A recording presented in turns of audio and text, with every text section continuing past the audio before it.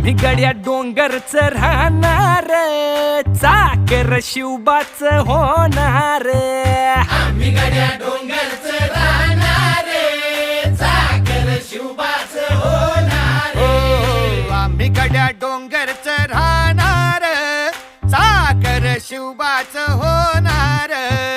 आम्ही गड्या डोंगरच राहणार, चाकर शिवबाच होणार. निशान भगवे भूवर फडके, शत्रूचे मग काळीच धडके.